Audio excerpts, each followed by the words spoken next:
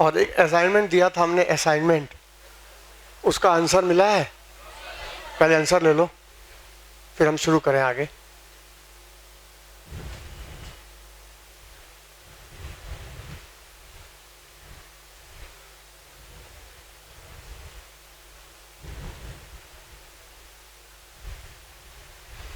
ये टेबल कैसे डेवलप किया उसका ये असाइनमेंट था।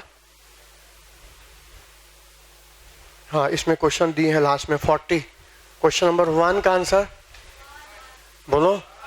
हाँ 1। 2 का बोलो। इधर से आवाज नहीं आई, बोलो बोलो। हाँ, पता चले ना क्या वर्क हुआ है। केवल आंख मूंद करके हम लोग कोई बात नहीं सुनाएंगे, समझ लेना। यदि हम कोई भी बात सुना रहे हैं तो उसका हिसाब लेंगे, और तुम भी हमसे हिसाब लो कि तुमने टाइम दिया, तुमको फायदा हुआ कि नहीं। और हम भी देखेंगे हमने तुमको ज्ञान दिया, तुम हमको क्या फायदा करा रहे हो। दोनों एक दूसरे का फायदा सोचे ना।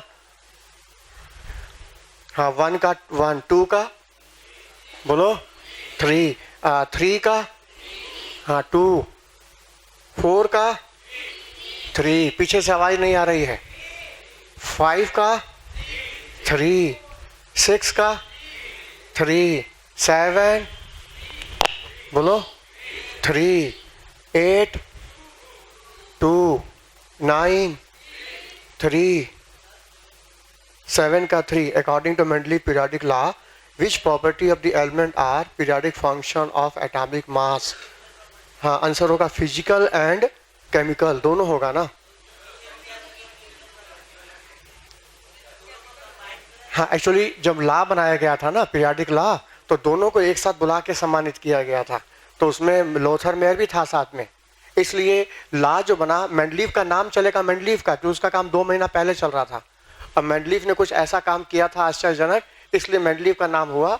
लेकिन जब लॉ बनाया गया था तो दोनों को एक साथ सम्मानित किया गया था, तो उसमें लोथर मेयर भी शामिल था।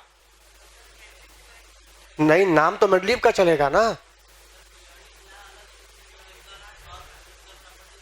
हाँ, दोनों इंक्लूड रहेगा, यहाँ फिजिकल एंड केमिकल। ठीक तो लिखे, 7वें का थर्ड तो बोल रहे हैं, 7वें का थर्ड फिजिकल एंड केमिकल दोनों इंक्लूड है इसमें।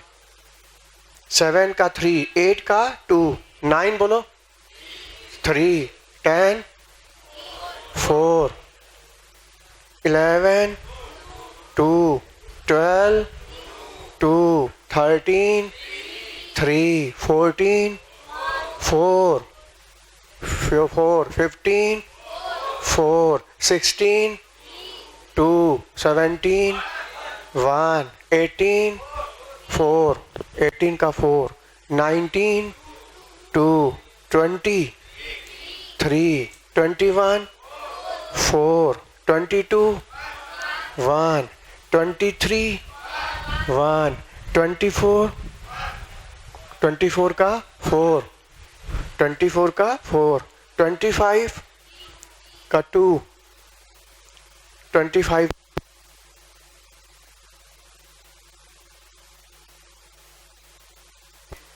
हाँ 26 का 2, 26 का 2, 27 का 3, 27 का 3। कैल्कोजन फैमिली, ऑक्सीजन फैमिली को बोलते हैं कैल्कोजन, बताया तो था, और फॉर्मेशन होता है इसका।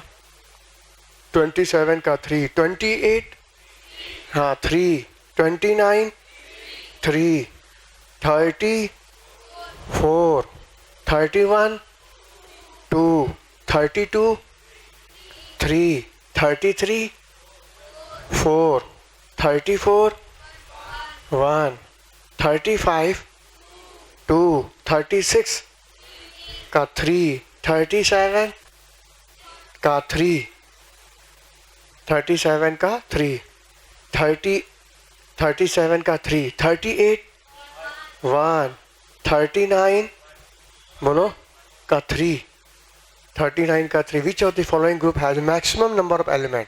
जब आप थर्ड ग्रुप में सबसे ज्यादा एलिमेंट है, क्यों? हाँ, क्योंकि थर्ड ग्रुप से लेंथेनाइड एक्टिनाइड निकाला गया है ना, तो लेंथेनाइड एक्टिनाइड मिला दो तो थर्ड ग्रुप की संख्या ज्यादा हो गई ना। थर्ड ग्रुप 39 का 3, 40 का 1, 40 का 1।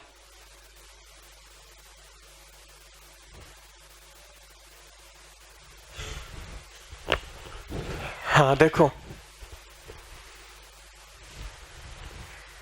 हम लोग प्रॉपर्टी शुरू करने जा रहे हैं, इसके लिए बहुत ज़रूरी है सबको टेबल याद होना चाहिए। तो पीरियाडिक टेबल जिसको नहीं याद है वो जल्दी से जल्दी याद कर लो। और याद करने के लिए कोड वर्ड दिया है हमने, कोड वर्ड का हेल्प लेकर जैसे भी टेबल को याद करो, क्योंकि बिना याद किए प्रॉपर्टी तुमको समझ में नहीं आएगी। हाँ, अब हम प्रॉपर्टी स्टार्ट करते हैं। मान के चलते हैं सबको टेबल याद है, बोलो, क्योंकि हमने 2 लेक्चर टाइम दे दिया है। अब हम आगे बढ़ेंगे। और देखो, जो प्रॉपर्टी हमको स्टडी करनी है यहाँ पर, उसमें एलिमेंट की रेडियाई, उनकी आयोनाइजेशन एनर्जी, उनकी इलेक्ट्रॉन एफिनिटी, उनकी इलेक्ट्रोनेगेटिविटी, उनकी वैलेंसी, ऑक्सीडेशन नंबर, उसके बाद उनकी मैग्नेटिक प्रॉपर्टी, उनकी सॉल्वेशन एनर्जी, उनके ऑक्साइड, उनके ऑक्सी एसिड और उनके हाइड्रा एसिड्स, जितने भी एलिमेंट हैं ये सारी प्रॉपर्टी हमको स्टडी करनी है। इससे क्या होगा, हमको एलिमेंट की प्रॉपर्टी से उससे बनने वाले मालिक्यूल की प्रॉपर्टी पता चल जाएगी। उस एलिमेंट से जो भी मालिक्यूल बनेगा उसकी प्रॉपर्टी हमको पता चल जाएगी कि वो मालिक्यूल ऑक्सीडाइजिंग है, रिड्यूसिंग है, एसिड है कि बेस है। और जहाँ हमको मालिक्यूल की प्रॉपर्टी पता चल गई तो मालिक्यूल अपनी प्रॉपर्टी से दूसरे मालिक्यूल से रिएक्ट कर जाता है। हमको उसका रिएक्शन समझ में आएगा कि रिएक्शन किस टाइप का है, रिडॉक्स है कि नॉन रिडॉक्स है। अच्छा, रिडॉक्स भी है तो किस टाइप का रिडॉक्स है, रिडॉक्स के भी कई एग्जाम्पल होते हैं। हमको रिएक्शन का नेचर पता चल जाएगा, और जहाँ रिएक्शन का नेचर पता चल गया तो हम रिएक्शन के आधार पर उसके न्यूमेरिकल्स प्रॉब्लम को सॉल्व करेंगे। Problem based on chemical equation, stoichiometric problem, मतलब जाएंगे फिजिकल केमिस्ट्री की तरफ। मेरा प्लान इस तरह से है, बात समझ में आई? बोलो, क्लियर हुआ? तो शुरुआत हम लोग करते हैं सबसे पहले एलिमेंट की प्रॉपर्टी।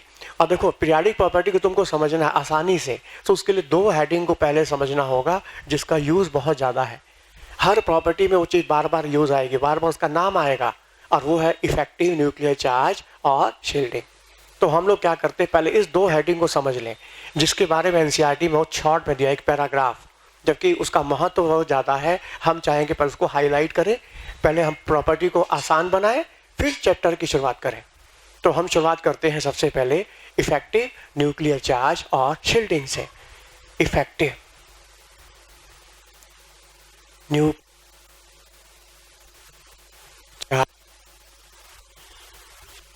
इसको इंडिकेट करते हैं जेड स्टार से।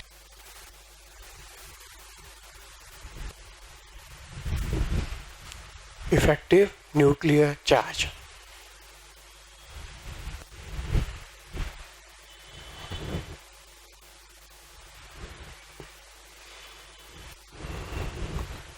और दूसरा हेडिंग है शील्डिंग।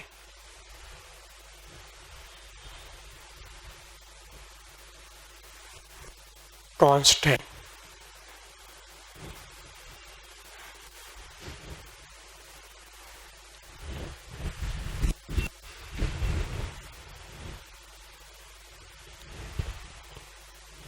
तो देखो, प्रॉपर्टी को समझने के लिए ये 2 हेडिंग को समझना बहुत ज़रूरी है। ये हम समझ लेंगे तो प्रॉपर्टी हमारे लिए आसान हो जाएगी, क्योंकि हर प्रॉपर्टी में इसका नाम बार बार क्लास में आएगा, इसलिए हम चाहते हैं उसको पहले समझ लो।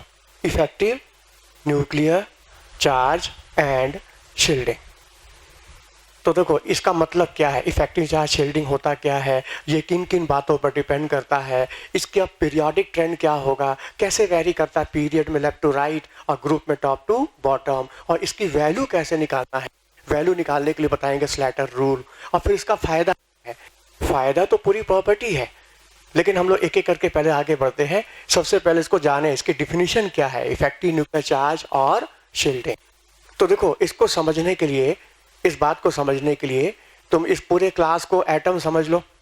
ये पूरी क्लास जो तुम बैठे हो सब यहाँ पर, ये क्या है, एक एटम है, और जहाँ हम खड़े हैं ये न्यूक्लियस है।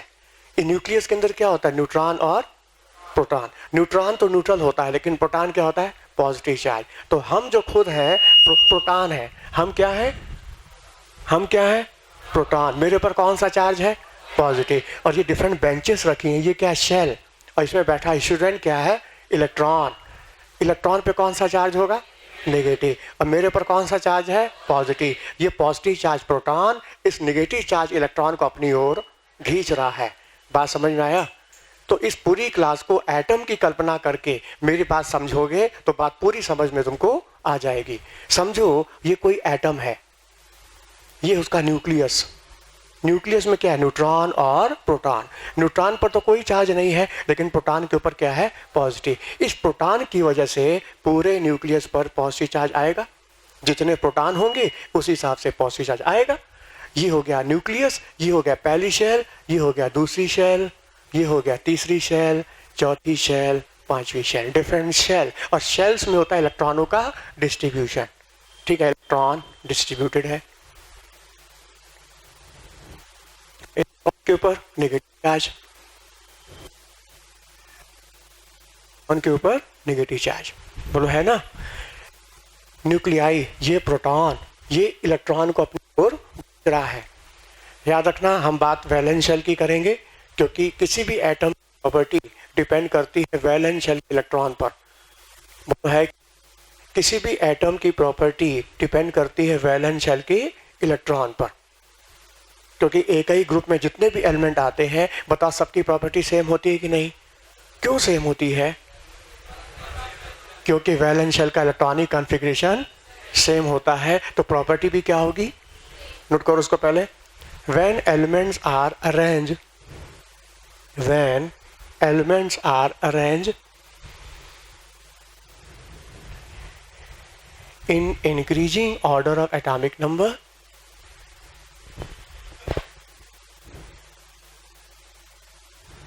when elements are arranged in increasing order of atomic number, then elements of similar property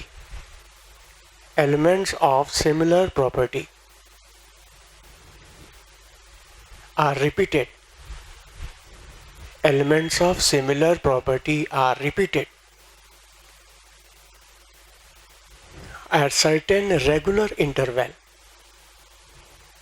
Elements of similar property are repeated at certain regular interval.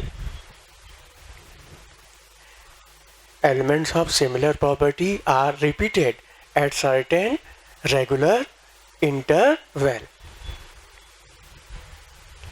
This periodicity in property,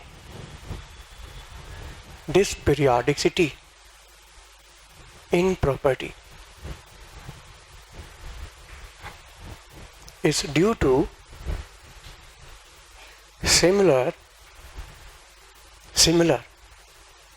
valence shell electronic configuration.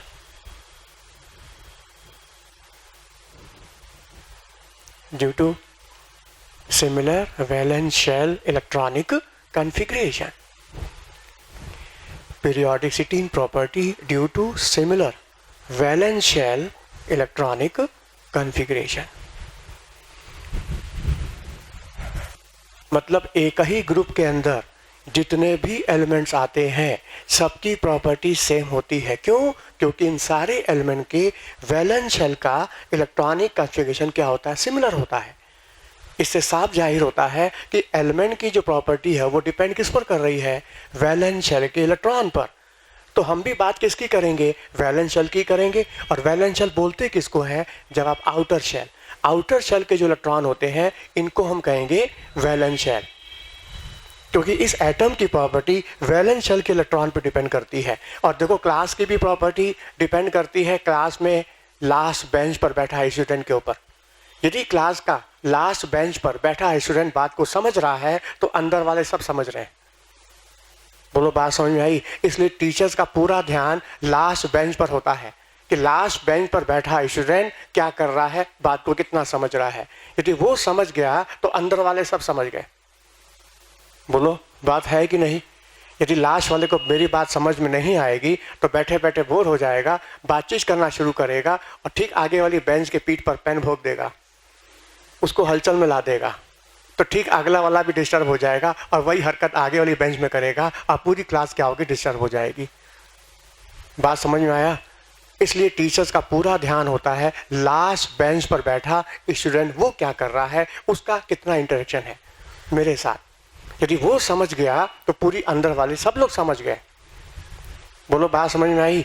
तो class की property depend करती last bench के बैठे student पर, और atom की property depend करती है वैलेंस शेल के इलेक्ट्रॉन पर, वैलेंस शेल के इलेक्ट्रॉनिक कॉन्फ़िगरेशन पर। और यदि वैलेंस शेल का कॉन्फ़िगरेशन सेम हो जाता है तो प्रॉपर्टी भी सेम हो जाती है। वही तो लिखवाया, periodicity in property due to similar valence shell electronic configuration. तो हम बात किसकी करेंगे? वैलेंस शेल की ही करेंगे, और ये कहेंगे कि वैलेंस शेल के इलेक्ट्रॉन पर न्यूक्लियस का अट्रैक्शन है, लेकिन जितने प्रोटॉन न्यूक्लियस के अंदर है, क्या सारे प्रोटॉन का अट्रैक्शन फोर्स क्या वैलेंस शेल के इलेक्ट्रॉन पर लग पाएगा? जवाब नहीं लग पाएगा। कुछ न्यूक्लियर फोर्स, कुछ ऐसा न्यूक्लियर फोर्स जो कि वैलेंस शेल तक नहीं पहुंच पाता, लॉस हो जाता है। हाँ, जो भी न्यूक्लियर फोर्स, जो भी न्यूक्लियस का अट्रैक्शन फोर्स, जो भी प्रोटॉन का अट्रैक्शन फोर्स वैलेंस शेल के इलेक्ट्रॉन पर लगता है, वैलेंस शेल के इलेक्ट्रॉन को अपनी ओर खींचता है, उसे बोलते हैं इफेक्टिव न्यूक्लियर चार्ज। बोलो बात समझ में आया? एक बार फिर सुनो ध्यान से। जो भी न्यूक्लियर फोर्स, जो भी प्रोटॉन का अट्रैक्शन फोर्स वैलेंस शेल के इलेक्ट्रॉन पर लगता है, इफेक्टिव होता है, उसे बोलते हैं इफेक्टिव न्यूक्लियर चार्ज, जिसका सिंबल होगा जेड स्टार। और जो न्यूक्लियर फोर्स लॉस हो जाता है, वैलेंस शेल तक नहीं पहुंच पाता। अच्छा, लॉस होता क्यों है? जवाब बीच वाले इलेक्ट्रॉन की वजह से। ये बीच वाले जो इलेक्ट्रॉन है, ये जितने बैठे हैं बीच के अंदर, ये सब इलेक्ट्रॉन डिस्टर्बेंस का काम करते हैं। वो मेरे ज्ञान को लास्ट बेंच तक पहुंचने नहीं देते। तो जो भी न्यूक्लियर फोर्स लॉस हो जाता है, वैलेंस शेल तक नहीं पहुंच पाता, इस बीच वाले इलेक्ट्रॉन की वजह से, उसे बोलते हैं शील्डिंग या शील्डिंग, स्क्रीनिंग कांस्टेंट। शील्डिंग बोलो चाहे इसको स्क्रीनिंग बोलो, एक ही बात है। स्क्रीनिंग, शील्डिंग बोलो चाहे स्क्रीनिंग बोलो। बात समझ में आई? जो न्यूक्लियर फोर्स, जो प्रोटॉन का अट्रैक्शन फोर्स वैलेंस शेल के इलेक्ट्रॉन पर लगता है, इफेक्टिव होता है, उसे बोलते हैं इफेक्टिव न्यूक्लियर चार्ज। और जो न्यूक्लियर फोर्स लॉस हो जाता है, वैलेंस शेल तक नहीं पहुंच पाता, उसे बोलते हैं शील्डिंग या स्क्रीनिंग इफेक्ट, जिसका सिंबल होगा सिग्मा। बोलो बात समझ में आई? समझो न्यूक्लियस के अंदर 10 प्रोटॉन है, 10 प्रोटॉन की ताकत है, लेकिन वैलेंस शेल के इलेक्ट्रॉन पर केवल 4 प्रोटॉन का अट्रैक्शन पहुंच रहा है, बाकी 6 प्रोटॉन का क्या हो गया? लॉस हो गया। तो जो 4 प्रोटॉन का अट्रैक्शन फोर्स वैलेंस शेल का लग रहा है, जो भी 4 प्रोटॉन का अट्रैक्शन फोर्स वैलेंस शेल के इलेक्ट्रॉन पर लग रहा है, वही है इफेक्टिव न्यूक्लियर चार्ज, जिसका सिंबल है जेड स्टार। और 10 में से 4 पहुंच गया और 6 प्रोटॉन का अट्रैक्शन लॉस हो गया। इस बीच वाले इलेक्ट्रॉन की वजह से 6 प्रोटॉन का अट्रैक्शन लॉस हो गया, वैलेंस शेल तक नहीं पहुंच पाया, वो है शील्डिंग। तो सिग्मा की वैल्यू कितनी हो जाएगी? 6। और जेड स्टार कितना हो गया? 4। समझ में आया? और एक्चुअल न्यूक्लियर चार्ज कितना? एक्चुअल न्यूक्लियर चार्ज है कितना इसमें? हाँ, एक्चुअल न्यूक्लियर चार्ज, वास्तविक nuclear charge, actual nuclear charge, जिसको हम कहेंगे atomic number, number of proton, जिसको सिंबल होगा जेड, ये कितना है? 10। एक्चुअल न्यूक्लियर चार्ज 10 है, लेकिन वैलेंस तक लग कितना रहा है? 4। और लॉस कितना हो गया? 6। बोलो, तो ये 4 है इफेक्टिव न्यूक्लियर चार्ज, और सिग्मा लॉस कितना हो गया? 6। शील्डिंग हो गई 6, और है वास्तव में अंदर 10 प्रोटॉन की ताकत। बोलो बात समझ में आया? क्लियर हुआ? और जितना मेरे अंदर ज्ञान है, ये मेरा एक्चुअल न्यूक्लियर चार्ज है, और जो मेरा नॉलेज लास्ट बेंच तक पहुंच रहा है, लास्ट स्टूडेंट इसको रिसीव कर रहा है, वो मेरा इफेक्टिव न्यूक्लियर चार्ज है। और जितना न्यूक्लियर चार्ज, मेरा ज्ञान लॉस हो जा रहा है इस बीच वाले इलेक्ट्रॉन की वजह से, वो मेरा क्या है? शील्डिंग है। बोलो बात समझ में आई? ये बात समझ में आता है कि लास्ट वाला बात कम समझेगा, ये बात समझ लेना। जो जितना हमसे दूर बैठेगा, वो मेरी बात को कम रिसीव करेगा। कारण है कि उसको हम तो दिखाई दे ही रहे हैं, साथ साथ आगे वाले भी सब दिखाई दे रहे हैं, जबकि जो आगे आगे बैठा है उसको केवल हम दिखाई दे रहे हैं, पीछे से कोई मतलब ही नहीं है। पीछे कोई हलचल हो, पीछे कोई बातचीत हो, पीछे से उठ के चला जाए, आ जाए, आगे वाले को पता भी नहीं होगा। लेकिन वही हरकत पहली बेंच से होती है, बाहर जाए फिर आके बैठ जाए, फिर बाहर जाए फिर आके बैठ जाए। इसी पहली बेंच से। बताओ पूरी क्लास हलचल में आएगी कि नहीं? सबको पता चल जाएगा ये हो क्या रहा है क्लास में। नहीं समझ में आया? पहली बेंच वाला चाहे पूरी क्लास को हिला सकता है, डिस्टर्ब कर सकता है, लेकिन लास्ट वाला जो होगा वो आगे डिस्टर्ब करेगा, आगे वाले को डिस्टर्ब नहीं करेगा। मानते हो कि नहीं? बोलो। तो इफेक्टिव न्यूक्लियर चार्ज वह न्यूक्लियर चार्ज जिसके थ्रू न्यूक्लियाई वैलेंस शेल के इलेक्ट्रॉन को अपनी ओर खींचता है, उसे बोलते हैं इफेक्टिव न्यूक्लियर चार्ज। नोट करो, effective nuclear charge is the charge of nucleus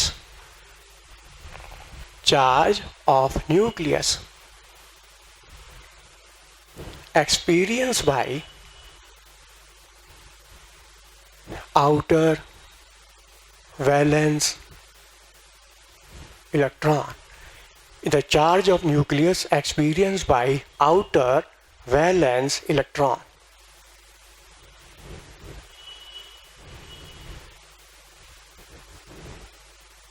The charge of nucleus experienced by outer valence electron is called ENC. ENC short form हो गया इफेक्टिव न्यूक्लियर चार्ज, जिसका सिंबल होगा Z star.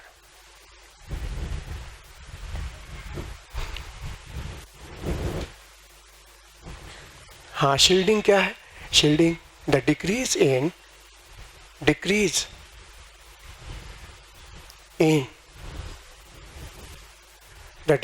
in effective nuclear charge. The decrease in nuclear charge का, the decrease in nuclear charge due to presence of electron between nuclei and valence shell is called shielding.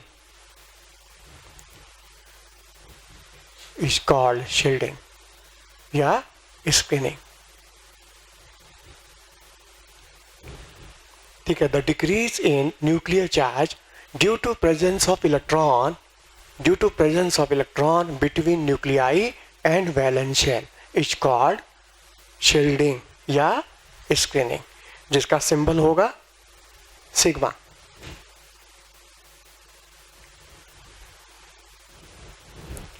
हाँ बताओ, दोनों बातें समझ में आई कि इफेक्टिव न्यूक्लियर चार्ज क्या होता है और शील्डिंग क्या होता है? ठीक है, इफेक्टिव न्यूक्लियर चार्ज वह न्यूक्लियर चार्ज जिसके थ्रू न्यूक्लियाई वैलेंस शेल के इलेक्ट्रॉन को अपनी ओर खींच रहा है, वो कहलाएगा इफेक्टिव न्यूक्लियर चार्ज। और जो न्यूक्लियर फोर्स लॉस हो जा रहा है, वैलेंस शेल तक नहीं पहुंच पा रहा है, वो है शील्डिंग या स्क्रीनिंग। बोलो, क्लियर हुआ? हाँ, इन तीनों का आपस में रिलेशन क्या है? इफेक्टिव न्यूक्लियर चार्ज, शील्डिंग और एक्चुअल न्यूक्लियर चार्ज का आपस में रिलेशन है Z star is equal to Z minus sigma. ये आपस का रिलेशन है। समझो न्यूक्लियस में 10 प्रोटॉन है, 10 प्रोटॉन। न्यूक्लियर चार्ज कितना है? 10 का, लेकिन वैलेंस शेल तक पहुंच कितना रहा है? 4 प्रोटॉन। बाकी लॉस कितना है? तो 10 से 6 घटाओगे 4 आएगा कि नहीं? ठीक है, effective nuclear charge is equal to actual nuclear charge number of proton minus shielding. ये है आपस का relation, effective nuclear charge, actual nuclear charge, और ये क्या है? शील्डिंग।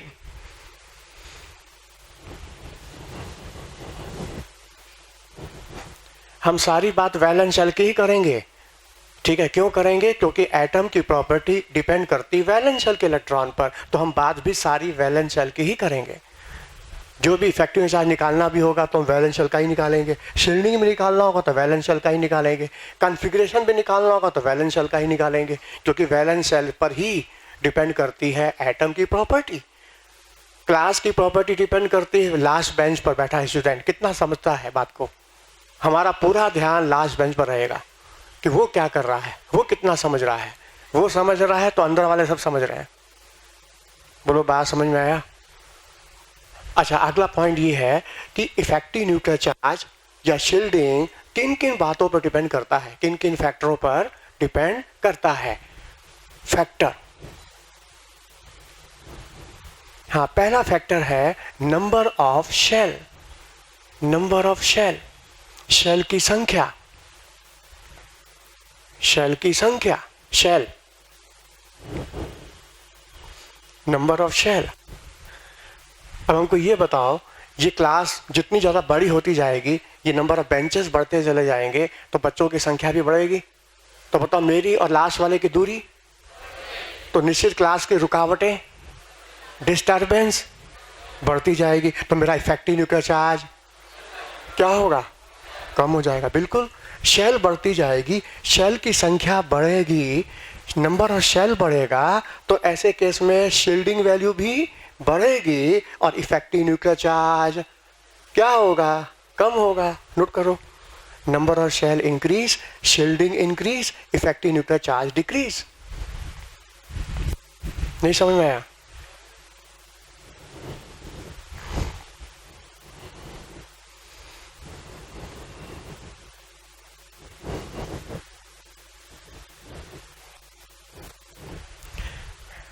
सीधी सी बात है, शेल बढ़ेगी तो बीच में इलेक्ट्रॉन भी बढ़ जाएंगे, तो रुकावटें भी बढ़ेंगी, डिस्टर्बेंस भी ज़्यादा होगा, तो न्यूक्लियस का अट्रैक्शन, मेरा अट्रैक्शन बेंच पर कम पड़ेगा, इफेक्टिव न्यूक्लियर चार्ज कम हो जाएगा। वही तो लिखा है, शेल बढ़ेगी तो शील्डिंग बढ़ेगी, शील्डिंग मतलब डिस्टर्बेंस बढ़ेगा क्लास के अंदर, तो मेरा इफेक्टिव न्यूक्लियर चार्ज कम हो जाएगा। बोलो ये बात है कि नहीं? अच्छा, दूसरा point, nature of sub shell, nature of sub shell, sub shell का नेचर भी असर डालता है शील्डिंग पर, इफेक्टिव न्यूक्लियर चार्ज पर। वो कैसे? हाँ, सब शेल क्या होती है? हाँ, सब शेल होती है S sub shell, P sub shell, D sub shell, F sub shell. Shell के अंदर सब शेल होता है, शेल में सब शेल होता है, सब शेल, और सब शेल के अंदर होता है ऑर्बिटल, और ऑर्बिटल के अंदर होता है इलेक्ट्रॉन। शेल के अंदर सब शेल, सब शेल के अंदर ऑर्बिटल, ऑर्बिटल के अंदर बैठता है इलेक्ट्रॉन। बोलो बात समझ में आई? जैसे पूरा स्कूल तुम्हारा क्या हो गया है, एटम हो गया। जिस स्कूल से तुमने 11 पास किया, 10th पास किया, तो वो स्कूल तुम्हारा क्या हो गया, एटम हो गया। और स्कूल का सेंट्रल ऑफिस जहाँ प्रिंसिपल बैठ के पूरे स्कूल को गवर्न कर रहा है, वो है न्यूक्लियस। अब प्रिंसिपल क्या, खुद प्रोटॉन है। और उसके बाद पहली क्लास, दूसरी क्लास, तीसरी क्लास, चौथी क्लास, पांचवी क्लास, तुम्हारी क्या है 11वीं क्लास मान लो, 11th क्लास मान लो, तो ये 11वीं शेल हो जाएगी। या 10 पास करके बच्चा 11 में गया तो 11वीं क्लास हो गई। लेकिन बताओ, जहाँ 10 पास करके 11 में जाता है तो वहाँ डिवीजन हो जाता है, बच्चे दो भाग में बढ़ जाते हैं, एक कुछ साइंस डिसिप्लिन, एक कॉमर्स डिसिप्लिन, साइंस और कॉमर्स। अच्छा, 11 के दो पार्ट हो गए, साइंस सेक्शन, कॉमर्स सेक्शन। अच्छा, साइंस में भी तो फर्दर डिवीजन हो गया, मैथ सेक्शन, बायो सेक्शन। बोलो होता है कि नहीं? तो 11th में कॉमर्स साइंस का डिवीजन और साइंस में मैथ और बायो का डिवीजन, ये क्या है, सब शेल है। क्या है ये? सब शेल है। तो क्लास, ये एटम क्या हो गया, स्कूल हो गया, शेल हो गई तुम्हारी क्लास 11, और 11 में साइंस सेक्शन में तुम बैठे हो, साइंस सेक्शन में तुम्हारा एडमिशन हुआ है, ये हो गया साइंस सेक्शन। अच्छा, साइंस सेक्शन में मैथ और बायो का डिवीजन हो गया, और तुमने मान लो मैथ में एडमिशन ले लिया, क्लास 11 का मैथ में लिया। अच्छा, मैथ में तुम्हारा एडमिशन हुआ, तुम हो खुद। बोलो बात समझ में आया? एटम को मान लो स्कूल, शेल हो गई तुम्हारी क्लास 11th, और साइंस हो गया सब शेल, और साइंस में मैथ ग्रुप क्या हो गया तुम्हारा, डिसिप्लिन, ऑर्बिटल, और तुमने मैथ ग्रुप में एडमिशन लिया, ये तुम हो इलेक्ट्रॉन। बोलो बात समझ में आई? और जैसे जैसे क्लास बढ़ती है, बताओ सब शेल बढ़ती है कि नहीं? अब जैसे क्लास 11th में डिवीजन हो गया कॉमर्स और साइंस का, फिर साइंस का डिवीजन हो गया मैथ और बायो का। अच्छा, और आगे हायर क्लास में जाओगे तो जान तो मैथ में भी डिवीजन हो जाएगा, मैथ का भी फर्दर डिवीजन हो जाएगा। जैसे क्लास बड़ी होती जाती है, डिवीजन बढ़ता जाता है। कहने का मतलब, जैसे जैसे शेल बढ़ती है, सब शेल की संख्या बढ़ती जाती है। जैसे पहली शेल में केवल 1s सब शेल होगी, 1s, इसको साफ साफ फिर से लिख दीजिएगा, सामने देखो, ये है पहली शेल, ये है दूसरी शेल, तीसरी शेल, चौथी शेल। पहली शेल में केवल 1s सब शेल होगी बस। दूसरी शेल में 2 सब शेल होगी, 2 सब शेल, 2s 2p। तीसरी शेल में 3 सब शेल होगी, 3s 3p 3d, बोलो होगा ना। चौथी शेल में 4 सब शेल होगी, 4s 4p 4d 4f। ऐसे पांचवी शेल में 5 सब शेल होगी, 5s 5p 5d 5f 5g। जैसे जैसे शेल बढ़ती जाएगी सब शेल की संख्या बढ़ती जाएगी। ये बात समझ में आया? वैसे तुम लोग को क्वांटम नंबर पढ़ाया जाएगा तो ये बात खुल के बताई जाएगी, क्योंकि हमको यहाँ यूज़ करना है, इसलिए बोलना पड़ेगा कि शेल बढ़ेगी तो सब शेल की संख्या भी बढ़ेगी। अब देखो सामने, चौथी शेल में बताओ 4 सब शेल की पॉसिबिलिटी है। चौथी शेल में एस भी है, पी भी है, डी भी है और एफ भी है। हम चौथी शेल की बात क्यों कर रहे हैं? क्योंकि उसमें चारों सब शेल की पॉसिबिलिटी है, तो हम कंपेयर कर सकते हैं ना कि इसमें किसकी शील्डिंग ज़्यादा, किस पर इफेक्टिव न्यूक्लियर चार्ज ज़्यादा, क्योंकि चारों की पॉसिबिलिटी है। पहली शेल में तो केवल ऐसी है, कंपेयर कैसे करेंगे हम, तुलना कैसे करेंगे? तो तुलना करने के लिए कम से कम हमको डिफरेंट सब शेल चाहिए ना, और वो है चौथी सब shell, 4s 4p 4d 4f। फिर कहोगे पांचवी शेल ले लीजिए, पांचवी शेल में तो 5 सब शेल की पॉसिबिलिटी है, तो आप कंपेरिजन ज़्यादा अच्छा करेंगे। तो आप 5s 5p 5d 5f 5g 5 का कंपेरिजन करेंगे। अरे हम कंपेरिजन कैसे करें? जी खाली पड़ा है, जी में इलेक्ट्रॉन गया ही नहीं, तो फिर कंपेरिजन क्यों करें? कंपेरिजन उसमें करेंगे जिसमें इलेक्ट्रॉन गया है, और गया है एस में भी है, पी में भी है, डी में भी है, और क्योंकि तुम्हारा टेबल में 4 ब्लॉक बने ना, S block, P block, D block, F block, इसका मतलब इलेक्ट्रॉन इन्हीं सब शेल में गया है। तो हम कंपेरिजन इन्हीं का आपस में करेंगे और ये कहेंगे कि 4s 4p 4d 4f में s का शेप जो होता है वो स्फेरिकल होता है। मानते हो कि नहीं? s सब शेल का शेप स्फेरिकल होता है, और p का शेप डम्बल होता है, और d का शेप डबल डम्बल होता है, और f का शेप कॉम्पैक्ट है, 3 डायमेंशनल है, जिसको तुम बोर्ड पर डिफाइन नहीं कर सकते। क्लियर हुआ? सामने देखो, S का शेप स्फेरिकल होने की वजह से S सब शेल की जो प्रोबेबिलिटी होती है, संभावना जो होती है, वो न्यूक्लियस के ज़्यादा करीब होती है। जरा ध्यान सुनो, मेन पॉइंट पर हम आ चुके हैं, बात समझने की है, ध्यान से सुनो। चौथी शेल का जो 4s है उसका शेप क्या स्फेरिकल है, और P का डम्बल, D का क्या है डबल डम्बल। तो स्फेरिकल शेप होने की वजह से S की जो प्रोबेबिलिटी है, इलेक्ट्रॉन पाए जाने की संभावना जो है, वो न्यूक्लियस के ज़्यादा करीब होती है compare to P sub shell, जिसका शेप डम्बल शेप है, डम्बल। बोलो बात समझ में आया?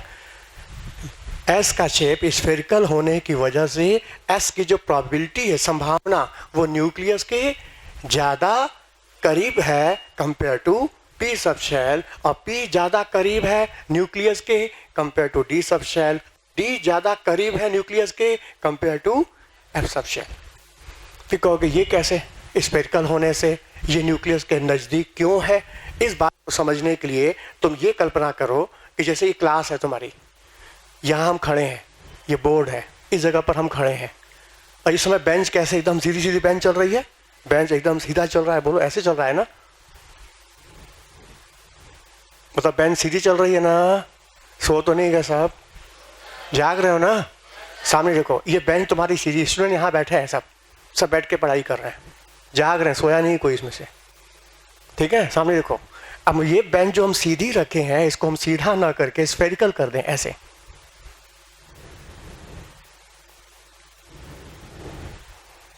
ध्यान देना, जो बेंच तुम्हारा सीधा था, अब हमने क्या कर दिया? स्फेरिकल कर दिया। अब बताओ, जो स्टूडेंट यहाँ बैठा है वो यहाँ आ जाएगा, जो स्टूडेंट यहाँ बैठा हो यहाँ आ जाएगा, जो यहाँ बैठा हो यहाँ आ जाएगा? नहीं आएगा। जो दूरी मेरी पहले उसकी यहाँ से यहाँ तक थी, अब बताओ दूरी घट गई कि बढ़ गई? घट गई ना, बोलो। जो दूरी मेरी यहाँ से यहाँ तक थी, यहाँ तक, अब बताओ दूरी क्या हो गई? कम हो गई। तो स्फेरिकल हो जाने से स्टूडेंट हमारे करीब आ जाएगा कि नहीं? अब जो बेंच फर्नीचर ऐसे लगा, इसको हम ऐसे टर्न कर दें तो वो स्टूडेंट जो है वो यहाँ आ जाएगा, वो स्टूडेंट यहाँ चला आएगा, बताओ मेरे नज़दीक आता जाएगा, और जितना मेरे नज़दीक आएगा हम उसको अपनी तरफ और अट्रैक्ट कर लेंगे। बोलो है कि नहीं? इसलिए तुम BHU में चले जाओ, जितनी नई फैकल्टी बन रही है, फर्नीचर अब इस तरह से बनाए जा रहे हैं सबके। अब स्ट्रेट लाइन को ख़त्म करके स्फेरिकल शेप में बनाया जा रहा है, ताकि सुनने वाला लेक्चर देने वाले के करीब आ जाए, ताकि उसका इंटरेक्शन ज़्यादा बने और ज्ञान ज़्यादा उठा ले। बोलो बात समझ में आया? तो स्फेरिकल हो जाने की वजह से ये क्या है, डंबल शेप, बताइए रॉड, और ये क्या होगा, स्फेरिकल। तो स्फेरिकल हो जाने से एस का शेप क्या होता है, स्फेरिकल, पता है ना? एस का शेप स्फेरिकल होता है, पता है कि नहीं? तो स्फेरिकल हो जाने से एस की प्रोबेबिलिटी, संभावना न्यूक्लियस के ज्यादा करीब होती है कंपेयर टू पी सबशेल। और पी ज्यादा नजदीक होगा कंपेयर टू डी, और डी ज्यादा नजदीक होगा एफ के। अच्छा देखो, ये बात तो हमने अपनी कल्पना से सोच के बता दिया। यही बात तुम्हारी 12 की एनसीईआरटी में पेज नंबर 7-8 पर मैच की प्रोबेबिलिटी का ग्राफ खींच के बताया है। सेम इसी बात को प्रोबेबिलिटी के आधार पर एनसीईआरटी 12 की एनसीईआरटी पेज नंबर 7-8 पर तुम उठा के देखोगे तो इसी बात को कैसे समझाया, देखो।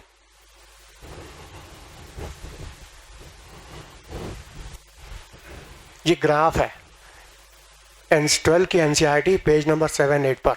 Radial probability function, radial probability function 4 pi R square, capital R square, versus distance of electron from nucleus. इस तरह का ग्राफ तुम्हारी एनसीईआरटी में दिया है। ये प्रोबेबिलिटी का ग्राफ है जो कि radial probability function versus distance of electron from the nuclei. ये ग्राफ 1s का ग्राफ प्लॉट किया इस तरह से, इसका ग्राफ इस तरह से दिखाया गया। ये दिखाया गया है कि 1s की जो प्रोबेबिलिटी है वो न्यूक्लियस से कितनी दूरी पर, ये दूरी है, देखो ये 1s की दूरी है, वो न्यूक्लियस है, ये न्यूक्लियस है, कितनी दूरी है। अच्छा फिर 2s का ग्राफ प्लॉट किया है तो 2s का भी ग्राफ ऐसे प्लॉट है। फिर 2p का ग्राफ प्लॉट किया गया है, मतलब जैसे जैसे 2s के बाद 2p तक जाओगे, बताओ दूरी ये है, फिर p की दूरी और बढ़ गई। यहाँ दूरी न्यूक्लियस है, ये 1s की दूरी, फिर 2s की दूरी, फिर 2p की दूरी। नहीं समझ में आ रहा है? मतलब ये ग्राफ का ग्राफ इस बात को समझाने की कोशिश कर रहा है कि 2s न्यूक्लियस के ज्यादा करीब है कंपेयर टू 2p। नहीं समझ में आ रहा है? s की प्रोबेबिलिटी न्यूक्लियस के ज्यादा करीब है, ज्यादा नजदीक है कंपेयर टू p, कारण उसका स्फेरिकल शेप। नहीं समझ में आया? वही बात हम अपनी कल्पना से समझाए थे, लेक्चर थिएटर को फर्नीचर का शेप बदल करके, और उसी ग्राफ को प्रोबेबिलिटी समझा रहा है एनसीईआरटी में। बात तो एक ही है, एक ही बात समझाई जा रही है, ताकि तुम मान लो कि एस का शेप स्फेरिकल होने की वजह से इसकी प्रोबेबिलिटी न्यूक्लियस के ज़्यादा करीब होगी। और याद रखना, जो न्यूक्लियस के करीब आएगा न्यूक्लियाई उसको अपनी ओर खींच लेगा। जो स्टूडेंट टीचर्स के नज़दीक आएगा, इस टीचर उसको अपनी ओर खींच लेगा, अपनी ओर और आगे बढ़ाने की कोशिश करेगा। बात समझ में आया कि नहीं? तो देखो सामने, बताओ सबसे नज़दीक कौन हुआ, 4s 4p 4d, कौन नज़दीक है? तो निश्चित न्यूक्लियाई इसको अंदर की ओर ज़्यादा खींचेगा कंपेयर टू 4p, 4p ज़्यादा खींचेगा 4d, और 4d ज़्यादा खींचेगा 4s। तो बताओ इन चारों में कौन सी सबशेल न्यूक्लियस की ओर पेनिट्रेट कर रही है? पेनिट्रेट सबसे ज़्यादा, हाँ सबसे ज़्यादा 4s, उसके बाद फिर 4s। This is the penetration power, भेदने की क्षमता न्यूक्लियस की ओर, सबशेल की भेदन क्षमता, पेनिट्रेशन पावर सबसे ज़्यादा किसकी है? 4s की। नोट कर लो इसको, पेनिट्रेटिंग पावर, पेनिट्रेटिंग पावर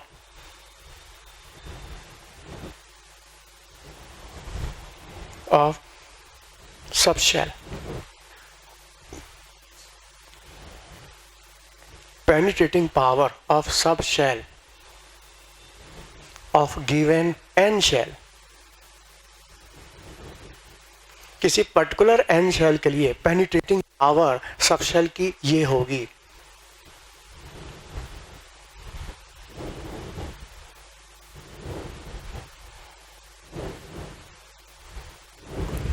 अब देखो हम 4 हटा करके n कर दिए, यहाँ 4 हटा के n कर दिए, क्यों? क्योंकि ये कंसेप्ट सब में लागू हो जाएगा ना।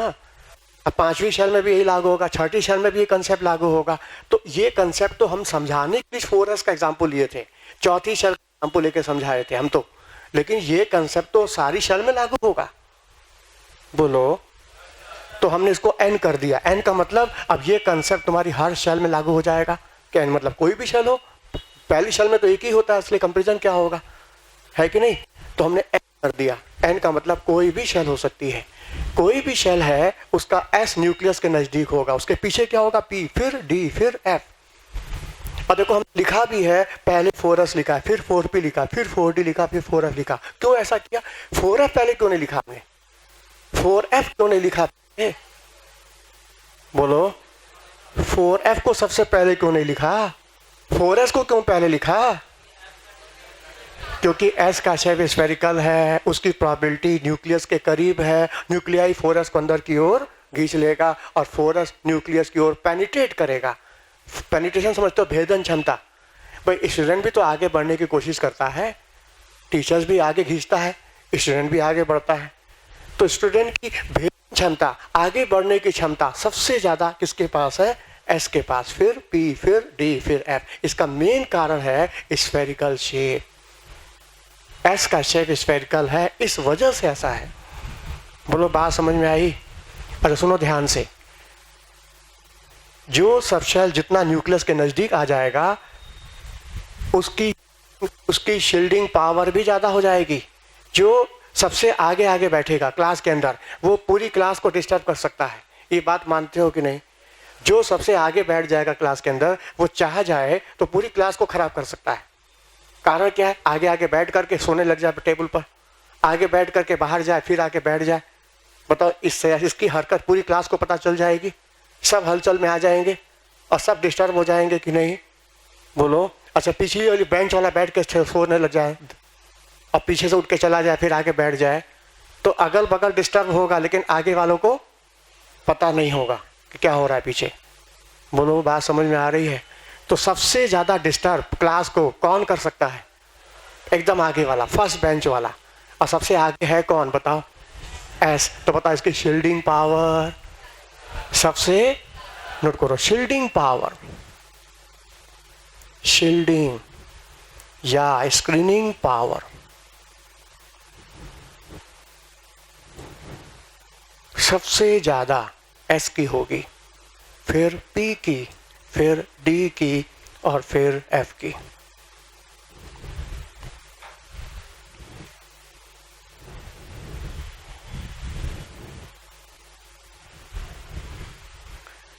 जिसकी पेनिट्रेशन पावर ज्यादा है, भेदन क्षमता ज्यादा है, उसकी शील्डिंग पावर भी ज्यादा है। जो क्लास में आगे बढ़ने की कोशिश करेगा वो पीछे वालों को डिस्टर्ब करेगा, निश्चित डिस्टर्ब करेगा। बोलो, बात समझ में आई? तो एस की पेनिट्रेशन पावर भी ज्यादा है, एस की शील्डिंग पावर भी ज्यादा है। अब समझो, मान लो इलेक्ट्रॉन एस में भी है, पी में भी है, डी में भी है, तो एस का जो इलेक्ट्रॉन होगा वो पी और डी को डिस्टर्ब करेगा क्योंकि उसके आगे बैठा है। बोलो, एस का जो इलेक्ट्रॉन है वो पी और डी को डिस्टर्ब करेगा, रुकावट पैदा करेगा क्योंकि उसके आगे बैठा है। अच्छा, ये मान लो इस एस के जो इलेक्ट्रॉन जो होगा पी और डी को डिस्टर्ब तो करेगा ही करेगा, क्या थर्ड शेल के जो इलेक्ट्रॉन होंगे वो पी और डी को डिस्टर्ब नहीं करेंगे? बोलो, जो एस का जो इलेक्ट्रॉन होगा वो पी और डी को डिस्टर्ब करेगा, रुकावट पैदा करेगा, क्या और डी के इलेक्ट्रॉन को थर्ड शेल के इलेक्ट्रॉन डिस्टर्ब नहीं करेंगे? बोलो, करेंगे, बल्कि ज्यादा ही करेंगे और ज्यादा करेंगे। बोलो, क्योंकि ये इलेक्ट्रॉन इसको भी डिस्टर्ब करेगा, सबको डिस्टर्ब करेगा। जैसे हम न्यूक्लियस के नजदीक आते जाएंगे, डिस्टर्बेंस, शील्डिंग पावर बढ़ती चली जाएगी। और हम बात एक ही शेल की कर रहे थे और कर रहे थे एक ही शेल में सबसे ज्यादा डिस्टर्ब एस करेगा, लेकिन हम और अंदर की तरफ आए, जैसे अंदर आते जाएंगे शील्डिंग पावर बढ़ती चली जाएगी और सबसे ज्यादा शील्डिंग होगी अंदर वाली शेल का, जो यहां बैठे पहली बेंच में, सबसे ज्यादा खराब कर सकते हैं क्लास को, डिस्टर्ब कर सकते हैं। बोलो, बात समझ में आया? नोट करो, electron present in N shell, electron present in n shell is more effectively shielded by electron present in n shell more effectively shielded by electron present in n-1 shell. Electron present in n shell N shell is more effectively shielded by electron present in N minus 1 shell, and the shielding power further increases. Shielding power further increases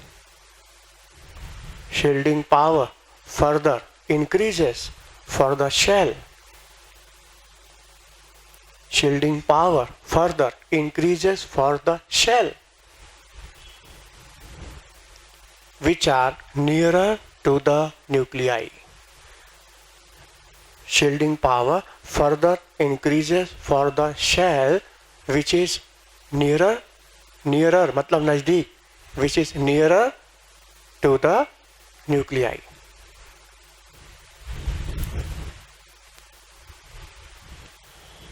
बोलो, बात समझ में आ रही है? कोई भी electron n shell के अंदर है तो इसको डिस्टर्ब करेगा अंदर वाली शेल n-1, और जैसे अंदर आते जाएंगे शील्डिंग पावर बढ़ती जाएगी. जो बच्चा लास्ट बेंच में बैठा है, एकदम लास्ट बेंच में बैठा है, उसको अगल बगल वाला डिस्टर्ब तो करेंगे, उसके आगे वाली बेंच नहीं करेगी क्या? बोलो, करेगी. इस बेंच पे कोई बातचीत कर रहा है तो ये हलचल में आ जाएंगे, सब डिस्टर्ब हो जाएंगे. अच्छा, ये बात करेगा तो ये डिस्टर्ब हो जाएगा. अच्छा, इसकी वजह से पूरी लाइन खराब हो जाएगी, इसकी वजह से पूरी लाइन खराब होगी, और इसकी वजह से सब खराब हो जाएंगे, और इसकी वजह से पूरी क्लास खराब हो जाएगी. मानते हो कि नहीं? जैसे नजदीक आते जाओगे शील्डिंग बढ़ती जाएगी. देखो, मेरी एक एक बात का मतलब है, एक एक लाइन पर कई क्वेश्चन बनने वाले हैं. इसका फायदा तुमको आगे समझ में आएगा. लेकिन हम जो बोलना चाहते हैं, बात को समझो क्या बोलना चाह रहे हैं. एक ही शेल की 4 सब शेल है SPDF. इसमें सबसे ज्यादा शील्डिंग रुकावटें S की होंगी. क्यों? क्योंकि न्यूक्लियस के नजदीक है. ऐसे अंदर की तरफ आएंगे, अंदर वाली शेल की शील्डिंग पावर और बढ़ जाएगी, और जैसे और आगे बढ़ते जाएंगे शील्डिंग पावर, रुकावटें बढ़ती जाएंगी, डिस्टर्बेंस बढ़ता जाएगा. सबसे ज्यादा शील्डिंग पावर इसकी होगी अंदर वाले की. बोल रहे, मानते हो कि नहीं? सामने देखो, अभी हमने बोला कि चौथी शेल में 4 सब शेल है, 4s 4p 4d 4f. इसमें S का शेप स्फेरिकल होने की वजह से इसकी प्रोबेबिलिटी न्यूक्लियस के नजदीक है, और जो नजदीक आएगा न्यूक्लियाई उसको अंदर की ओर खींचेगा, यानी S न्यूक्लियस की ओर पेनिट्रेट करेगा. क्लियर? आगे बढ़े तो कितना आगे बढ़ेगा? S न्यूक्लियस की ओर पेनिट्रेट करेगा तो कितना आगे बढ़ेगा? कितना पेनिट्रेट करेगा? जवाब, वो थर्ड शेल के 3D को भी पेनिट्रेट करके उसके आगे आ जाएगा. तीसरी शेल में जो 3 सब शेल है SPD, उस 3D को भी पेनिट्रेट करते हुए आगे आ जाएगा. कौन? 4s. और जब इलेक्ट्रॉन बटना शुरू होगा, ज्ञान बटना शुरू होगा, तो 4s पहले अपनी कॉपी में नोट करेगा, बाद में 3D को लिखने का मौका मिलेगा, क्योंकि 4s नजदीक है, 3D दूर हो गया. नहीं समझ में आया? चौथी शेल का 4s स्फेरिकल होने की वजह से उसकी पेनिट्रेशन पावर ज्यादा है. कितनी ज्यादा है? इतनी ज्यादा है कि थर्ड शेल के 3D को भी पेनिट्रेट करके उसके आगे आ गया है.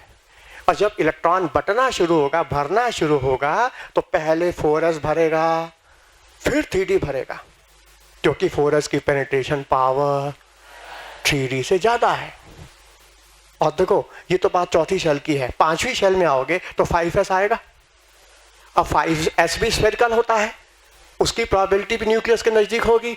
न्यूक्लियाई 5s को अंदर की ओर खींचेगा, 5s न्यूक्लियस की ओर पेनिट्रेट करेगा, तो कितना करेगा? इतना करेगा कि ये आगे वाली चौथी शेल के 4d और 4f दोनों को पेनिट्रेट करके आगे आ जाएगा. मतलब जब इलेक्ट्रॉन बटना शुरू होगा, भरना शुरू होगा, तो पहले 5s को मिलेगा, फिर 4d 4f को मिलेगा, क्योंकि 5s इन दोनों से आगे आ चुका है पेनिट्रेट करके. फिर तुम कहोगे हम कैसे माने आगे आ गया है? इसको समझाया है तुम्हारी बुक में, आब्बा प्रिंसिपल. नाम सुना है आब्बा? किसी भी एटम में इलेक्ट्रॉन कैसे भरा जाता है, भरने का जो क्रम है, एनर्जी ऑर्डर जो है, उसे बोलते हैं आब्बा प्रिंसिपल. उस प्रिंसिपल पर तुम ध्यान दोगे तो पाओगे 4s पहले है, 3D बाद में. 5s पहले है, 44 है बाद में। कैसे? देखो सामने दिखाते हैं।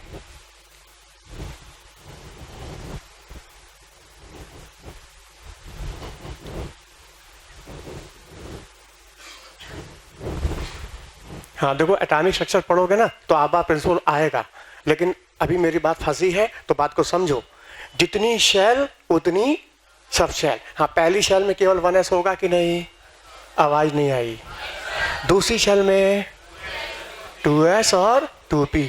तीसरी शेल में 3s 3p 3d। चौथी शेल में 4s 4p 4d 4f। पांचवी शेल में 5s 5p 5d 5f 5g। छठी शेल में 6s 6p 6d so on. होगा कि नहीं? हाँ, अब देखो इलेक्ट्रॉन भरने का क्रम।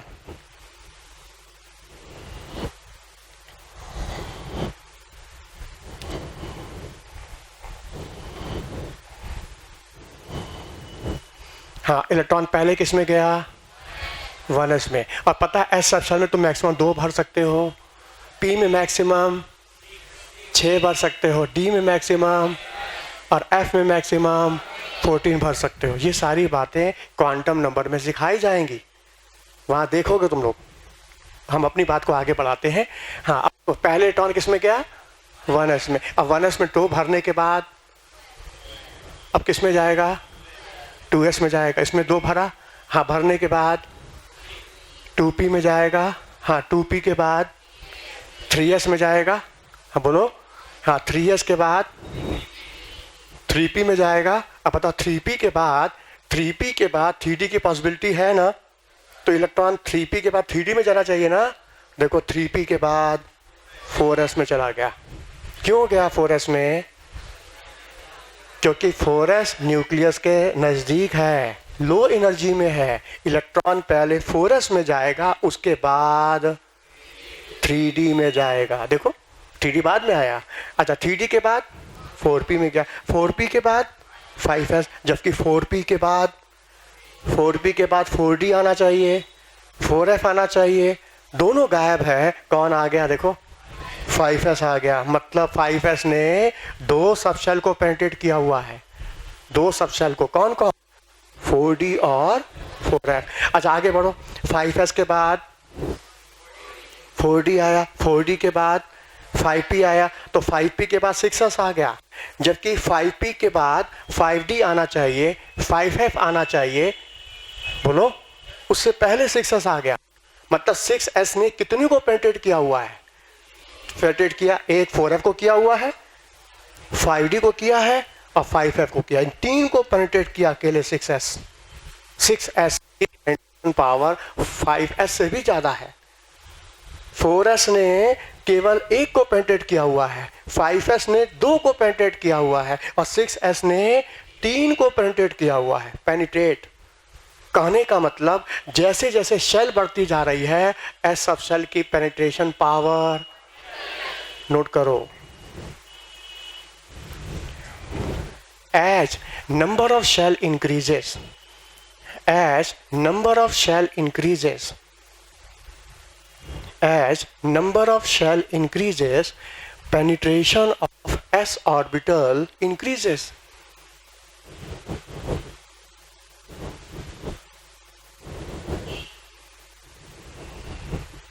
As number of shell increases, penetration of s orbital increases. For example, 4s penetrate only one 3d. 4s penetrate only one orbital 3d. 4s penetrate only one orbital 3d. 5s penetrate 2 subshell. कौन कौन सा? 4d 4f. 5s penetrate 2 subshell 4d 4f. 2 को penetrate किया है ये 5s. 6s penetrate 3 subshell. 6s penetrate 3 subshell. कौन कौन सा? 6s पेनिट्रेट 3 सबशेल, कौन कौन सा? 4f, 5d and 5f। 5f 3 subshell को पेनिट्रेट किया है। जैसे जैसे शेल बढ़ती जा रही है, एस सबशेल की पेनिट्रेशन पावर न्यूक्लियस की तरफ बढ़ती चली जा रही है। देखो जैसे क्लास बड़ी होने लग जाती है तो जो बच्चे जागरूक होते हैं, एक्टिव होते हैं, जो वास्तव में क्या पढ़ाई करना चाहते हैं, वो और नज़दीक आने की कोशिश करते हैं कि क्लास बड़ी हो गई है, हमको फ़ायदा उठाना है, जल्दी जल्दी टाइम से आओ, आगे बैठो, पूरा फ़ायदा उठाओ क्लास का। नहीं समझ में आया? है कि नहीं? जितनी बड़ी होगी आपस में कंपटीशन उतनी बढ़ती जाएगी। बोलो है कि नहीं? तो यहाँ पर क्या है कि 5s क्लास बड़ी हो गई, छठी सेल की क्लास बड़ी हो गई है, तो इसकी पेनिट्रेशन पावर बढ़ गई। इसने 3 को पेनिट्रेट कर लिया, इसने 2 को किया है, इसने 1 सबशेल को पेनिट्रेट किया। फिर कहोगे पेनिट्रेशन किया है तो किया है, क्या मतलब है? बहुत मतलब है इसका मतलब बताएंगे आगे चल के, लेकिन पहले समझ तो लो कि पेनिट्रेशन पावर होती क्या है और कितनी ज़्यादा है, किसकी कम है। सामने देखो जरा, मेन पॉइंट पर है इस समय। ये देखो पोटेशियम एटॉमिक नंबर कितना है? 19। इसमें इलेक्ट्रॉन भरते हैं। हाँ पता पहले किस में जाएगा? 1s में जाएगा, 1s में 2 गया, फिर किस में जाएगा? 2s2, उसके बाद 2p6, p के बाद 3s2, 3s2 के बाद 3s2 के बाद 3p आएगा ना, 3p6, कितना भर गया? कितना भर गया? 2 2 4, 6 4 10, 2 12, 6 18। तुम्हारे पास है कितना? 19 इलेक्ट्रॉन है, 19 प्रोटॉन, न्यूक्लियस में 19 इलेक्ट्रॉन। 19 में से कितना भर दिया? बोलो कितना बचा? 1। और जो 1 इलेक्ट्रॉन बचा है, नियम के अनुसार 3p के बाद 3d में जाना चाहिए, 3d में जाना चाहिए, लेकिन देखो 3p के बाद 4s आया, मतलब 19वां 3d में ना जाके 4s में गया, इसलिए ना पोटेशियम s ब्लॉक का एलिमेंट हो गया। पोटेशियम s ब्लॉक का एलिमेंट क्यों है? क्योंकि भरते समय अंतिम इलेक्ट्रॉन 4s में गया, इसलिए s ब्लॉक का हो गया। अच्छा, भरते समय अंतिम इलेक्ट्रॉन चौथी शेल में गया तो चौथा पीरियड हो गया, और भरने के बाद s के अंदर 1 इलेक्ट्रॉन है तो फर्स्ट ग्रुप का एलिमेंट हो गया। बताइए फर्स्ट ग्रुप का एलिमेंट है, चौथा पीरियड है, एस ब्लॉक है। क्यों है ये बात समझ में आई? क्योंकि भरते समय अंतिम इलेक्ट्रॉन एस में गया। बोलो अच्छा, मान लो यदि 4s पेनिट्रेट ना किया होता तो 19वां कहाँ चला जाता? डी में, तो ये एलिमेंट डी ब्लॉक का हो जाता, जबकि है वास्तव में एस ब्लॉक का, क्योंकि भरते समय अंतिम इलेक्ट्रॉन 4s में गया है, एस में गया है। ये बात सबको फिट हुई कि नहीं? सामने देखो, 19वां गया 4s में, तो बताओ 20वां कहाँ जाएगा? कैल्शियम का क्या होता है? 20। कैल्शियम का होता है 20, तो बताओ 20वां कहाँ जाएगा? 4s2 में ना जाएगा। जब तक s भरेगा तब ना आगे वाले को मौका मिलेगा। अच्छा ठीक है, 20वां s में जाएगा, 21वां कहाँ जाएगा? अब तो d में जाएगा। हाँ, 4s2 3d1, बोलो 21वां d में जाएगा। अच्छा 22वां, वो भी डी में जाएगा। 23वां, वो भी डी में जाएगा। तब तक में जाएगा जब तक D10 ना हो जाए। जब तक D10 ना हो जाए तब तक डी में जाता जाएगा। बोलो क्लियर? अच्छा, अभी तक तुम इलेक्ट्रॉन भरने की बात कर रहे थे, अब निकालने की बात करोगे। तुम इसमें से भरे हुए इलेक्ट्रॉन को निकालना चाहते हो, तो हमको ये बताओ, इस डी ब्लॉक में से जब तुम इलेक्ट्रॉन निकालना चाहोगे तो वो डी से निकलेगा कि एस से निकलेगा? इससे निकालना चाहते हो इलेक्ट्रॉन, तो वो बताओ डी निकलेगा कि एस से निकलेगा? कहां से? जरा हमको ये बताओ, भरते समय अंतिम इलेक्ट्रॉन जब डी में गया तो निकलना भी डी से चाहिए था। तो जैसे जो स्टूडेंट पहले आएगा आगे बैठेगा, और जो सबसे लेट आएगा पीछे बैठेगा। अब मान लो क्लास ओवर होती है, क्लास से बाहर निकलना है, पीछे से रास्ता निकलने का है, बताओ पहले कौन निकलेगा? आगे वाला निकलेगा, पीछे वाला निकलेगा? पीछे, क्योंकि लास्ट में आया, बाद लास्ट में बैठा भी है तो निकलेगा पहले वही क्लास से। तो भरते समय जब अंतिम 3D में गया तो निकलना भी 3D से चाहिए था, लेकिन तुम लोग बता रहे हो 4s से निकलेगा। ये बात हमको समझ में नहीं आ रही है कि 4s से क्यों निकलेगा। निकलना तो 3D से चाहिए था। मेरी प्रॉब्लम का सलूशन दो। ऐसे नहीं, मैदान में आके हाथ उठाओ, मैदान में आओ, अपनी बात बताओ। भरते समय अंतिम जब 3D में गया तो निकलना भी 3D से चाहिए था, लेकिन तुम बताते 4S से निकलेगा। तो क्यों निकलेगा 4S से, समझाओ। 4S की एनर्जी तो मतलब जो एनर्जी कम होगी वो न्यूक्लियस के नजदीक हुआ, 3D बाहर हुआ। अब बाहर से निकालना है इलेक्ट्रॉन, तो बाहर से निकलेगा 3D से कि अंदर से निकलेगा? हाँ, तो मैं तो कमजोर कौन है? कमजोर कौन है? अभी तो न्यूक्लियस टाइटली पकड़ा था इसको, तो कमजोर कैसे हो गया? न्यूक्लियाई ने इसको तो टाइटली पकड़ा हुआ है, तो फिर वो कमजोर कैसे हो गया? तो समझाओ हमको।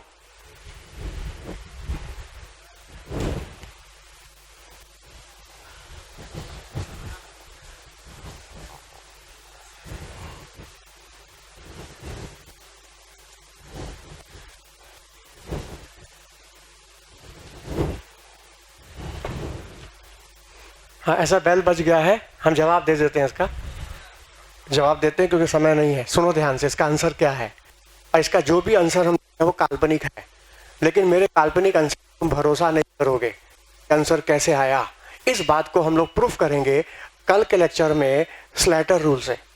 स्लैटर एक साइंटिस्ट है जिन्होंने मैथमेटिकली डाटा एनालाइज करके रूल बनाया है, और इस रूल से इस बात को साबित किया है। क्योंकि एटम के बारे में सारी बातें काल्पनिक है, तो मेरा आंसर भी काल्पनिक होगा। लेकिन इस काल्पनिक आंसर पर कोई भरोसा करेगा क्यों? उसका कोई एविडेंस, कोई प्रूफ होना चाहिए, और स्लैटर ने इस बात को प्रूफ किया है। इसको हम कल प्रूफ करेंगे, लेकिन उसका आंसर तुमको हम देंगे। अभी काल्पनिक आंसर क्या है देखो, सामने सामने देखो। ये है पोटेशियम, देखो ध्यान से, ये है पोटेशियम का न्यूक्लियाई। हाँ, ये है 4S और ये है 3D। बोलो, बात समझ में आई? बात समझो। हाँ बताओ, 19वां इलेक्ट्रॉन किस में गया था? अच्छा, एस अंदर है, देखो न्यूक्लियस के नजदीक है एस, और डी दूर है। देखो, क्योंकि इसकी पेनिट्रेशन पावर 4S की पेनिट्रेशन पावर 3D से ज्यादा है, तो 4S अंदर की तरफ और 3D बाहर की तरफ है। ये बात सबको समझ में आई? हाँ, अब इलेक्ट्रॉन भरना शुरू किया। इलेक्ट्रॉन पहले किस में गया? 4S में। दूसरा भी गया 4S में, बात 4S भर गया। अब तो S में 2 से ज्यादा इलेक्ट्रॉन जा ही नहीं सकता, S में 2 से ज्यादा इलेक्ट्रॉन जा नहीं सकता। अच्छा, 19वां भी हो गया, 20वां भी हो गया। अब 21वां कहाँ जाएगा? D में जाएगा। चलो, D में गया 21वां, 22वां भी D में, 23वां भी D में, 24वां भी D में। बताओ, इलेक्ट्रॉन अब D में भर रहा है कि नहीं? D कितना भर सकते हो? मैक्सिमम 10। S में कितना भर सकते थे? D में कितना? मतलब D में इलेक्ट्रॉन क्लाउड की पॉसिबिलिटी। देखो सामने होगा क्या, जैसे जैसे इलेक्ट्रॉन भरता जाएगा न्यूक्लियस में प्रोटॉन भी तो बढ़ता जाएगा, क्योंकि एटम न्यूट्रल होता है। जितने इलेक्ट्रॉन उतने प्रोटॉन। जब इधर से इलेक्ट्रॉन बढ़ रहा है तो इधर से प्रोटॉन भी तो बढ़ेगा। बढ़ता हुआ प्रोटॉन, ये न्यूक्लियर चार्ज इस इलेक्ट्रॉन को अंदर की ओर खींचेगा। तो ये बढ़ता हुआ प्रोटॉन, न्यूक्लियर चार्ज 4S के इलेक्ट्रॉन को भी अंदर खींचेगा, 3D को भी अंदर खींचेगा, दोनों को अंदर खींचेगा। लेकिन 3D को ज्यादा खींच लेगा कंपेयर टू 4S। 3D को ज्यादा खींच लेगा कंपेयर टू 4S। कहोगे ऐसा क्यों? 3D से लगाव क्यों हो गया? जवाब इसलिए लगाव हो गया क्योंकि 3D में इलेक्ट्रॉन की प्रोबेबिलिटी ज्यादा है। 4S में तुम 2 ही भर सकते हो ना, 3D में कितना भर सकते हो? 10। तो 3D में इलेक्ट्रॉन की प्रोबेबिलिटी ज्यादा है, इलेक्ट्रॉन की संभावना ज्यादा है, तो न्यूक्लियस का अट्रैक्शन 3D पर ज्यादा हो जाएगा कंपेयर टू 4S। और होगा क्या, भरने के बाद, भर जाने के बाद 3D अंदर 4S बाहर। भर जाने के बाद स्थिति हो जाएगी 3D अंदर और 4S बाहर। भरते समय ये, अब भर जाने के बाद ये। अब इलेक्ट्रॉन निकालने की बात आएगी, तो बताओ इलेक्ट्रॉन कब निकालोगे? भरने से पहले कि भरने के बाद? और जब भरने के बाद तुम जब भी निकालोगे तो इलेक्ट्रॉन बाहर निकलेगा, 4S से ही निकलेगा, 3D से नहीं निकलेगा। क्योंकि भरने के बाद 3D अंदर 4S बाहर। भरने से पहले क्या था? 4S अंदर था, 3D बाहर था। लेकिन भर जाने के बाद 3D अंदर हो गया, 4s बाहर। क्यों 3D अंदर क्यों हुआ बताओ? 3D में इलेक्ट्रॉन की प्रोबेबिलिटी ज्यादा है, 10 इलेक्ट्रॉन तुम भर सकते हो, जबकि S में तुम मैक्सिमम 2 ही भर सकते हो। अच्छा, फिर तुम्हारा मन चल रहा होगा, मन में ये आ रहा होगा कि मान लीजिए 4s में भी 2 इलेक्ट्रॉन भरा गया है और 3D में भी 2 भरा गया है, मतलब दोनों में इलेक्ट्रॉन बराबर बराबर है। 4s में भी 2, 3D में भी 2, बराबर बराबर इलेक्ट्रॉन है। अब बताइए, अब न्यूक्लियाई किसको अंदर खींचेगा? कौन नजदीक होगा न्यूक्लियस के? आखिर निकलेगा कहां से इलेक्ट्रॉन? जवाब, इसमें भी S से ही निकलेगा, क्योंकि 2 इलेक्ट्रॉन आने के बाद भी 3D अंदर, 4s बाहर। इस बात को हम प्रूफ कर देंगे स्लेटर से, इसी बात को मैथमेटिकली स्लेटर से प्रूफ कर देंगे हम कल। ये जवाब काल्पनिक है, भरने से पहले ये और भरने के बाद ये। फिर कहोगे जब D में 2 ही इलेक्ट्रॉन गया, S में भी 2 है, तो फिर 3D अंदर क्यों आ जा रहा है? क्योंकि इलेक्ट्रॉन तो कम है। हाँ, मानते हैं कि D में जब ज्यादा इलेक्ट्रॉन हो जाएगा तब तो न्यूक्लियाई खींच लेगा, मानते हैं। लेकिन जब D में 2 ही इलेक्ट्रॉन है, S में भी 2 है, फिर भी 3D अंदर क्यों आ रहा है, 4s बाहर क्यों हो रहा है? जवाब, 3D में प्रोबेबिलिटी 10 भरने की है और S में प्रोबेबिलिटी 2 भरने की है। जैसे मान लो किसी अच्छे स्कूल का स्टूडेंट आ जाए, मालूम है कि स्कूल के बच्चे अच्छे हैं, मेहनती हैं, रिजल्ट दे सकते हैं, और उसका एक स्टूडेंट भी मेरी क्लास में आके बैठ जाए, मेरा ध्यान उस पर चला जाएगा कि इस पर मेहनत करो, इसके जरिए 10 बच्चे और आएंगे और हमारा रिजल्ट सफल हो जाएगा, मेरी मेहनत सफल हो जाएगी। नहीं समझ में आया? नहीं समझ में आया? किसी स्कूल का, अच्छे स्कूल में मान लो D में पढ़ने वाले 10 बच्चे हैं, TD के अंदर 10 बच्चे की पॉसिबिलिटी, और S में कितने बैठ सकते हैं? 2, और उसमें से एक भी स्टूडेंट क्लास के अंदर आ जाएगा तो हमको 9 का फायदा होने की उम्मीद है कि नहीं? उस 9 से मिलने की उम्मीद है। हम एक को सेटिस्फाई कर देंगे, खुश कर देंगे, तो निश्चय वो 9 को और बुला के लेके आ जाएगा। नहीं समझ में आया? भले एक आया हो, भले अकेला आया हो, लेकिन 9 की उम्मीद हमको है। हम क्या करेंगे, उस एक पर ज्यादा ध्यान देंगे, उसको अट्रैक्ट कर लेंगे अपनी तरफ, उसके बहाने 10 और आ जाएंगे अंदर। नहीं समझ में आई बात? बोलो, ये है बात, ये आंसर निकलेगा, S से ही निकलेगा, 3D से नहीं निकलेगा, ये तो पक्का है। क्योंकि भरने के बाद 3D अंदर, 4s बाहर। क्यों? इस बात को हम प्रूफ कर देंगे मैथमेटिकली बाय स्लैटर रूल। कल हम देखेंगे इसी को, स्लैटर रूल क्या है। बोलो, बात समझ में आई?